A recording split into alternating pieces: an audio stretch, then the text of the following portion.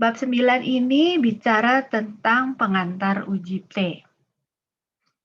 Apa itu uji T? Ini adalah materi uji hipotesis yang pertama yang akan kita bahas di semester ini.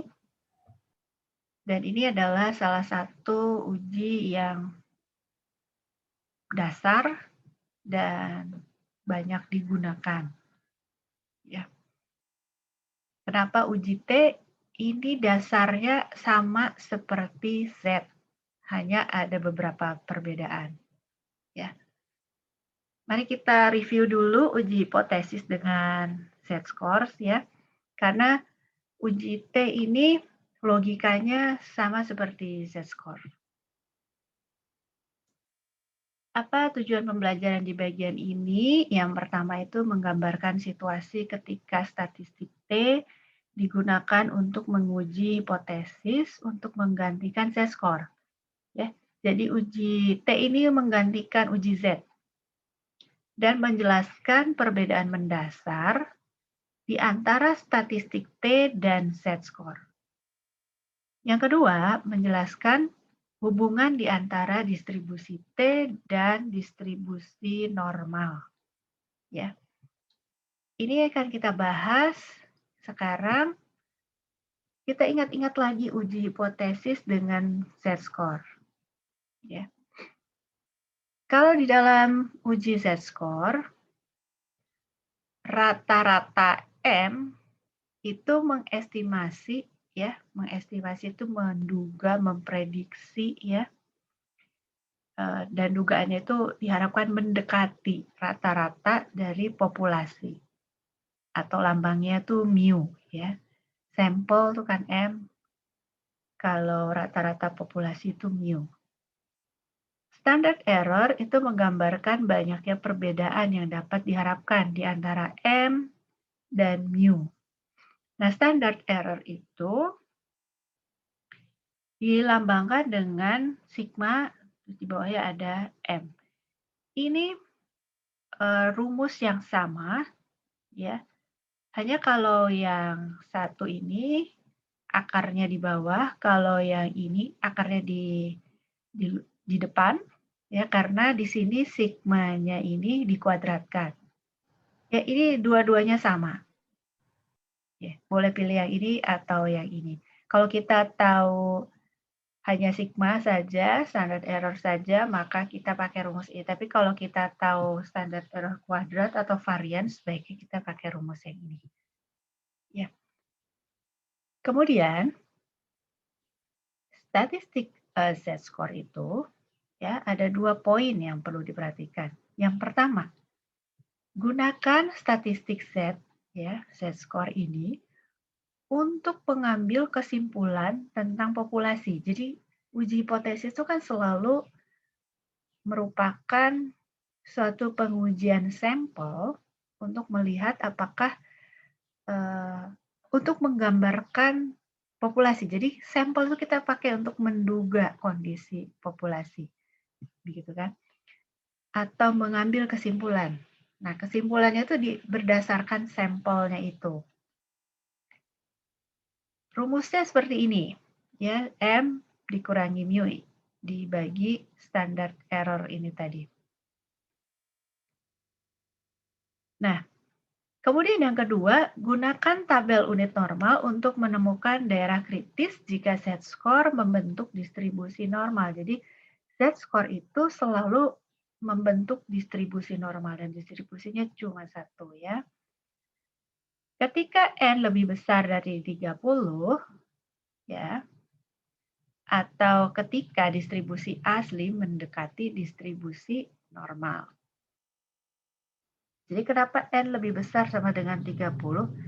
Karena kalau N-nya besar, maka distribusinya itu akan mendekati distribusi normal. Mengapa demikian? Karena akan semakin jumlah sampel itu akan semakin mendekati jumlah populasi. Jadi bentuk distribusinya itu akan mendekati bentuk distribusi normal. Kita ingat bahwa distribusi normal itu adalah bentuk distribusi dari populasi. Nah, ini adalah review materi sebelumnya tentang Z-score. Hanya masalah dalam Z-score adalah ada 3 poin di sini. Z-score itu membutuhkan informasi lebih banyak dibandingkan yang biasa diperoleh peneliti. Ya, apa itu? Z-score itu membutuhkan pengetahuan tentang standar deviasi populasi. Sementara peneliti biasanya hanya memiliki data sampel, bukan data populasi. Justru kita itu punya data sampel untuk memprediksi atau mengestimasi populasi, tapi kita tidak punya data populasi. Sementara untuk menyelesaikan masalah di dalam Z-score, ya, kalau kita ingat rumusnya itu, kita selalu harus tahu kondisi dari populasi. Ya. Jadi kita tidak mungkin menggunakan uji Z-score ini di dalam praktek kita sehari-hari sebagai peneliti. Oleh karena itu, mari kita mengenal yang namanya statistik T. Ya. Statistik T ini merupakan alternatif untuk Z. Nah, si T ini dianggap sebagai perkiraan ya atau estimasi dari Z. Estimasi standar error digunakan sebagai pengganti standar error yang sebenarnya ketika nilainya itu tidak kita ketahui. Ya, karena nilai standar error dari populasi kita nggak tahu. Jadi kita menggunakan estimasi. Ya. Estimasinya, lambangnya adalah S. Ya. Bukan lagi sigma karena yang kita pakai untuk mengestimasi adalah sampel. Jadi kita menggunakan lambangnya itu S untuk sampel. Ini adalah lambang untuk populasi ya. Nah, estimated standard error itu apa sih? Nah, kita gunakan lambangnya itu S. S kuadrat itu varians untuk mengestimasi sigma kuadrat. Rumusnya mirip sekali seperti yang tadi sudah kita lihat ya, hanya kalau tadi di sini lambangnya sigma, sekarang lambangnya adalah S karena kita menggunakan data sampel ya. Kalau yang tadi di depan kita lihat ini ya. Ini kita pakai lambangnya sigma karena ini adalah perhitungan untuk populasi. Jadi ada perhitungan Z-score, jadi ini perhitungan untuk populasi. Sementara yang ini adalah kita menggunakan sampel. Estimated standard error ini dipakai untuk menduga atau mengestimasi dari nilai standar error populasi yang kita tidak ketahui. Nah, statistik T ini kalau kita tuangkan dalam notasi statistik ya, T sama dengan M min mu dibagi SM. SM ini adalah estimated standard error ya. Ini kalau kita perhatikan sangat mirip dengan ya ini. Ya kan? Z sama dengan M dikurang mu, tapi dibaginya ini adalah standard error yang lambangnya sigma.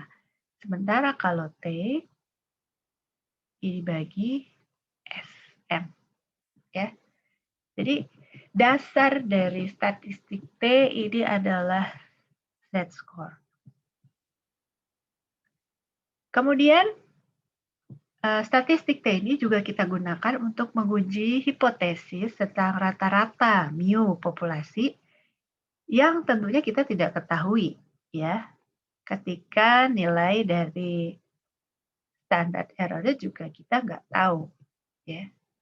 Jadi kita benar-benar nggak tahu kondisi populasi rata-ratanya nggak tahu, standar errornya juga nggak tahu.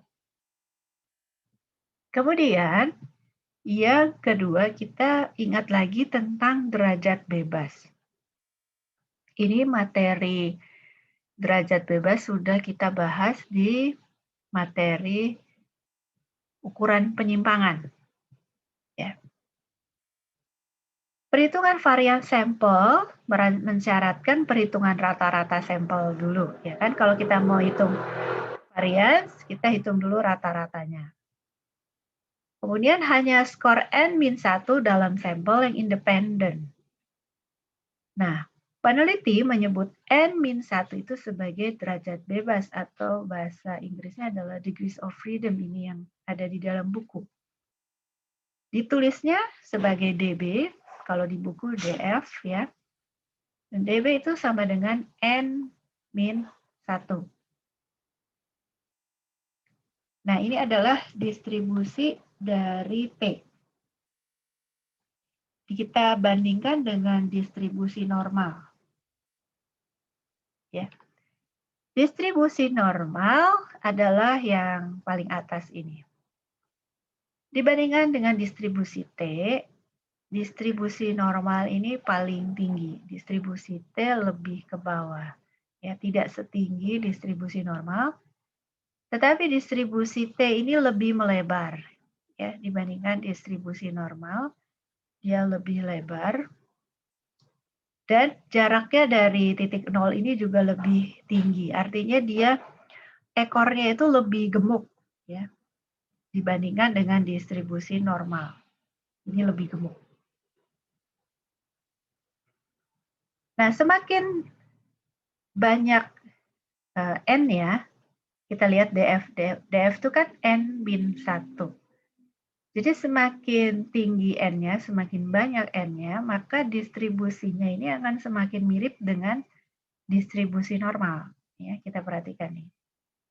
Kalau DF-nya 5 dengan DF-nya 20, ternyata lebih mirip 20 dengan distribusi normal ketimbang yang DF-nya 5. Ya, artinya semakin banyak sampelnya, N-nya semakin banyak, maka bentuk distribusinya akan mendekati distribusi normal. Nah, distribusi T itu merupakan satu keluarga distribusi dengan satu distribusi untuk setiap nilai derajat bebas. Jadi bukan seperti distribusi normal yang hanya satu kurva saja, tetapi kalau distribusi T itu ada banyak kurvanya. Jadi makanya kita sebut sebagai satu keluarga distribusi. Satu derajat bebas, satu distribusi. Derajat bebasnya 5, itu satu distribusi. Derajat bebas 20, satu distribusi. Ya. Tidak sama distribusinya itu bergantung pada banyaknya sampel. Oleh karena itu, makanya disebut sebagai satu keluarga distribusi. Bentuknya mendekati bentuk distribusi normal, hanya dia lebih datar dibandingkan distribusi normal. Lebih datar. Itu ini, ya kan? Ini lebih tinggi, ini lebih datar. Lalu lebih melebar dan lebih banyak variabilitasnya. Itu tadi, ekornya itu lebih gemuk. Variabilitasnya lebih banyak. Ya, ekornya lebih gemuk. Kemudian, tidak lagi kita menggunakan tabel unit normal, tetapi sekarang kita menggunakan tabel nilai T. Ya, kalau di buku Anda bisa cek di bagian appendix, itu tabel B2. Kemarin kita sudah pakai tabel B1 untuk unit normal, sekarang kita pakai tabel B2 untuk nilai T. Ya. Jadi kita pakai tabel itu untuk menguji hipotesis. Ini contoh distribusi T untuk DF sama dengan berapa nih? 3. Ya. Kalau kita lihat di tabel, maka titik ini adalah T-nya 2,353 dan di sini minus 2,353. Cara melihatnya, tabel itu serupa dengan tabel Z, hanya yang di bagian sebelah kirinya itu adalah DF, bukan lagi Z score. Ya, saya tampilkan dulu.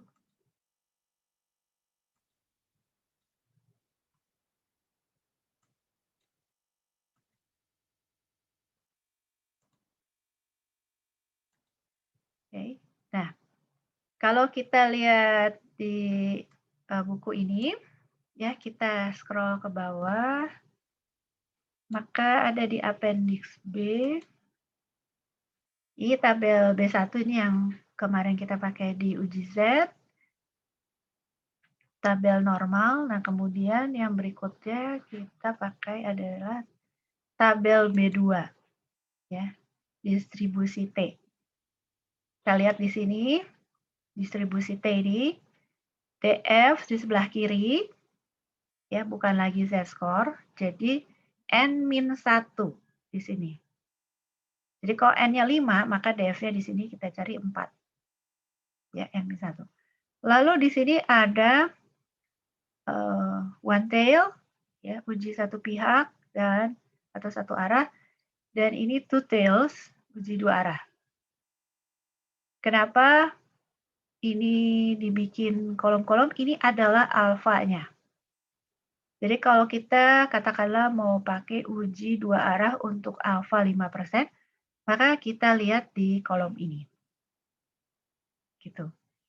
Kalau uji satu arah untuk alfa 5%, maka kita pakai kolom ini. Gitu. Ya. Baik, saya kembali lagi. Ya.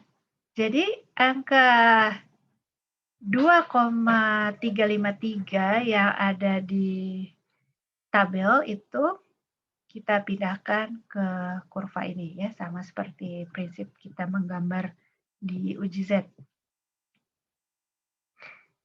Nah, sekarang bagaimana cara menguji hipotesis dengan statistik T?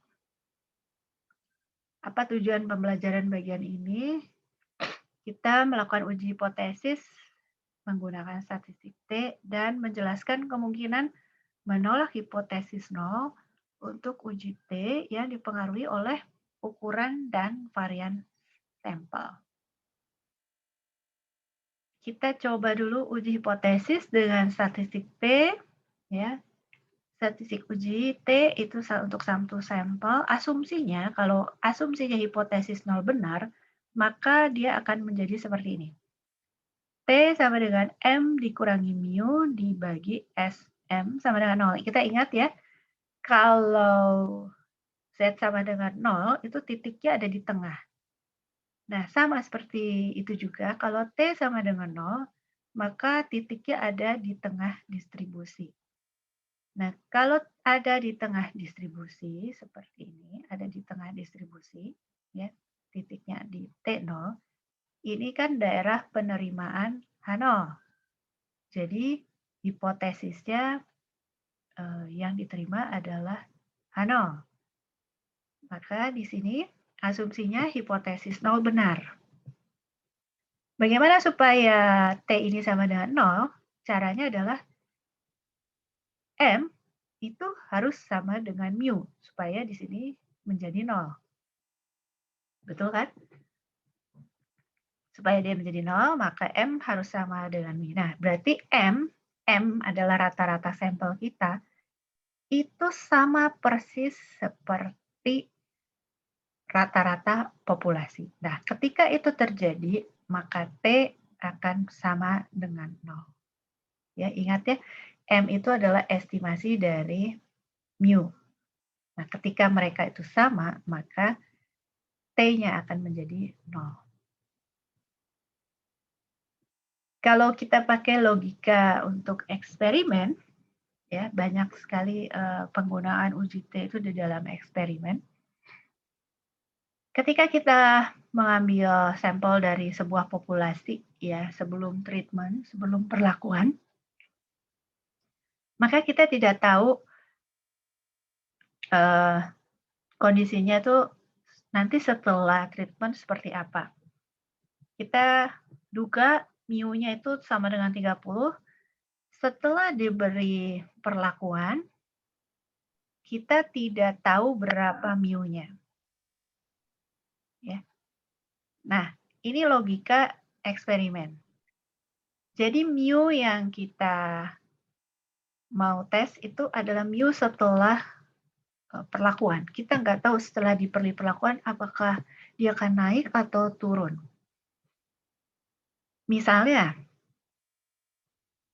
rata-rata imunitas orang sebelum diberi vaksin COVID itu adalah 30, katakanlah seperti itu ya.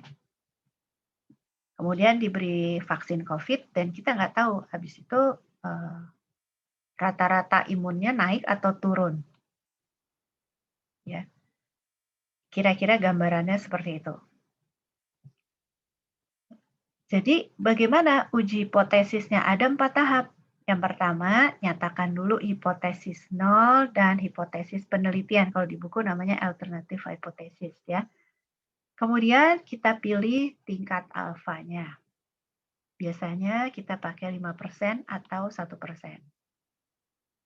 Kalau yang 1% tentu daerah penerimaannya itu semakin kecil ya. Kemudian tentukan daerah kritis menggunakan tabel distribusi T dan DB tadi. Ya, jadi titik T-nya itu kan akan membentuk daerah kritis, detailnya itu ya.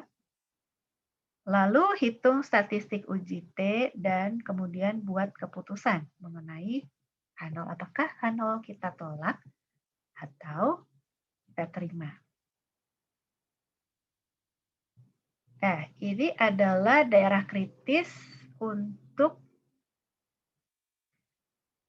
distribusi T, alfanya 5%, DF-nya 8.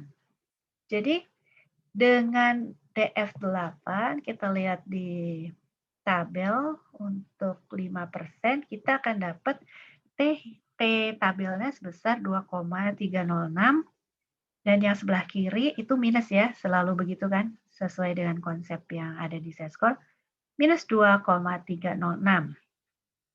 Nah, kita akan dapat daerah tail ini ya, merupakan daerah penolakan H0. Sementara yang ini adalah gagal untuk menolak H0. Kenapa disebut gagal untuk menolak H0? Ini logikanya yang minggu lalu kita bahas di itu ya. Contohnya itu adalah jury trial itu ya. Dia bukan berarti H0 itu selalu benar, tapi kita kekurangan bukti untuk menolak H0. Makanya di sini sebutnya gagal menolak H0, di sini adalah daerah penerimaan H0. Boleh nggak disebut daerah penerimaan H0? Ya boleh juga, ya boleh saja. Asal tidak lupa bahwa bukan berarti kalau kita menolak H0, H0 itu selalu benar. H0 itu selalu salah, ya.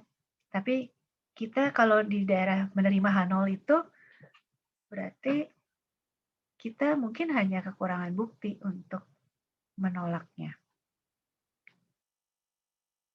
Kemudian asumsi dari uji T. Nilai dalam sampel itu merupakan observasi yang independen. Ya, apa itu observasi yang independen? Ini ada di materi peluang. Ya, ketika kita mengambil sampel, misalnya kita ingat-ingat waktu kita mengingat materi tentang mengambil satu kartu dari satu tumpukan kartu remi, ya kita tahu satu tumpukan itu isinya 52, ketika kita ambil satu, maka tumpukan itu tidak lagi 52, tapi berkurang menjadi 51. Sehingga kalau kita ambil lagi, peluangnya itu bukan lagi 1/52, tapi 1/51. Kenapa? Karena pengambilan yang kedua itu selalu bergantung pada pengambilan yang pertama. Pengambilan ketiga bergantung pada pengambilan kedua dan pertama. Nah, itu adalah pengambilan atau observasi yang tidak independen. Supaya independen, maka harus ada replacement. Yaitu, kalau sudah diambil satu, ya harus kita kembalikan lagi. Supaya tumpukan itu tetap menjadi 52, bukan lagi 51. Ya, itu materi peluang ya. Oke, itu yang disebut sebagai observasi yang independen. Kemudian, populasi yang dijadikan sampel itu harus normal. Kalau sampelnya besar, asumsi ini bisa dilanggar tanpa mengaruhi validitas dari uji hipotesis. Ya, kenapa demikian? Karena kalau sampelnya besar, maka distribusinya akan mendekati distribusi normal.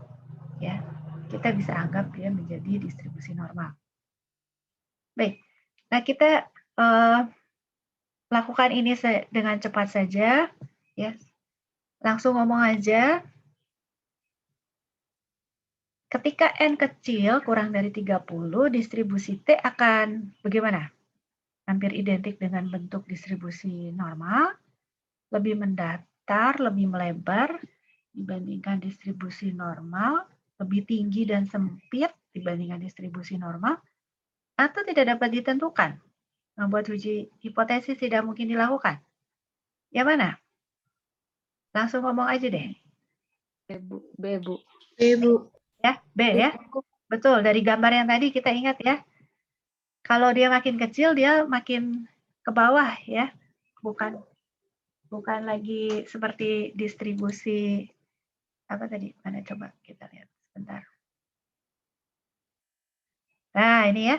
Semakin kecil dia semakin ke bawah ya. Jadi semakin ke bawah dan semakin melebar. Ini ya. Jadi betul sekali yang dikatakan tadi B ya, lebih mendatar, lebih lebar. Oke, sekarang yang atas dulu nih. Secara kebetulan, dua sampel yang dipilih dari populasi yang sama memiliki besar yang sama, N sama dengan 36, dan rata-rata yang sama, M sama dengan 83. Hal ini berarti keduanya juga memiliki statistik T yang sama. Nah, kira-kira apa nih? Benar apa salah? Langsung ngomong aja deh. Benar? Apa salah?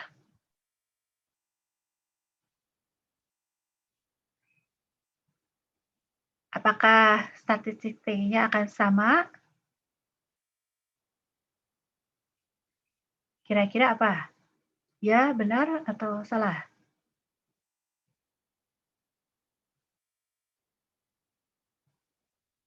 Nggak berani coba? Oke, kita lihat yang kedua ya. Dibandingkan dengan set score, uji hipotesis dengan statistik T membutuhkan informasi yang lebih sedikit tentang populasi. Benar apa salah? Mungkin ini lebih gampang ya. Benar, Bu. Benar, Bu. Ya, ini lebih gampang ya. Oke, kita lihat jawabannya. Yang pertama itu salah. Kenapa? Kedua nilai T itu sangat kecil kemungkinannya sama. Estimasi varians itu berbeda di antara sampel. Ya.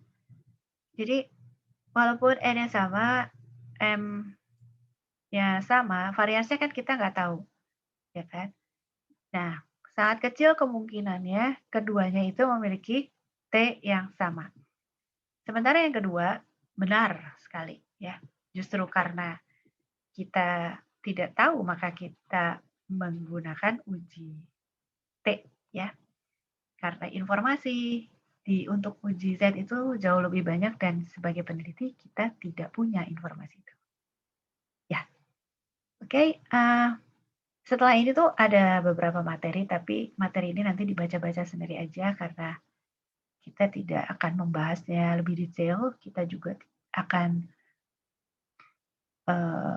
mau fokus di inti dari uji T ini. Jadi materi-materi yang selanjutnya ini bisa dibaca-baca untuk referensi kalau Anda nanti memerlukannya ketika membaca artikel-artikel di jurnal ilmiah, khususnya jurnal ilmiah yang keluaran APA, jurnal internasional. Itu ada istilah-istilah effect size ya dan Cohen's d. Tapi untuk artikel di dalam jurnal di Indonesia itu masih jarang yang menggunakan Cohen's d atau tidak banyak lah, bukan jarang. Belum semua menggunakan istilah ini atau mencantumkan effect size Cohen's d. Jadi ini dibaca-baca saja sebagai referensi pengetahuan untuk membantu memahami ketika membaca artikel di dalam jurnal internasional. Ya, baik, sampai sini dulu penjelasannya. Kita akan bahas soal latihan di dalam kelompok. Nah, kakak-kakak, kita bisakah kembali di sini paling lambat jam 7.20 gitu, jam 8.20 gitu, supaya kita bisa punya waktu untuk briefing sebelum kita masuk ke kuis? Bisa ya? Gimana, Kak? Bisa, Bu. Bisa ya? Oke. Jadi kita buka, ini lengkap kan semuanya? Salsa ada? Atau salsa lagi keluar? Salsa kayaknya live deh, Bu. Mungkin jaringan. Oke. Iya Bu, tadi dia bilang Zoom meeting-nya bermasalah keluar masuk. Berarti kita buka breakout rooms-nya 3 aja ya? Kalau gitu, room 1 sama saya, room 2 sama siapa ya? Cantika ya kalau nggak salah. Lalu room 3 sama Soren. Nah, yang dengan Kak Salsa boleh ikut di kelas, di room saya atau room-nya Kak Cantika atau Kak Soren, mana aja boleh. Ya. Oke, silakan.